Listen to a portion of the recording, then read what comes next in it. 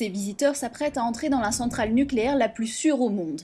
Et pour cause, elle n'est jamais entrée en service. Les Autrichiens ont dit non au nucléaire par référendum en 1978, mais la centrale de Zwentendorf, la seule du pays, était déjà construite.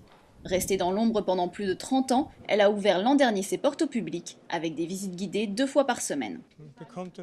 On comprend un peu comment une telle centrale fonctionne, c'est très intéressant. Et aussi de pouvoir tout voir grandeur nature. C'est passionnant car on peut voir des zones qui ne sont pas accessibles dans des centrales en fonctionnement. En effet, le guide les mène jusqu'au cœur du réacteur, là où devrait se trouver le combustible, des parties normalement immergées et hautement radioactives. Les visiteurs, qu'ils soient nés avant ou après la construction du site, veulent surtout savoir comment marche une centrale nucléaire. Il y a aussi beaucoup de groupes où presque personne ne pose de questions, où les gens traversent ces salles ébahis, déconcertés. Ils sont fascinés, écrasés par leurs impressions. Il se passe tellement de choses dans leur tête qu'ils ne posent pas de questions.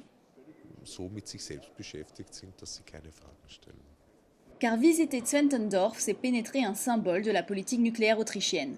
Alors que le gouvernement voulait imposer l'atome, une mobilisation populaire dans tout le pays a empêché la mise en service de la centrale.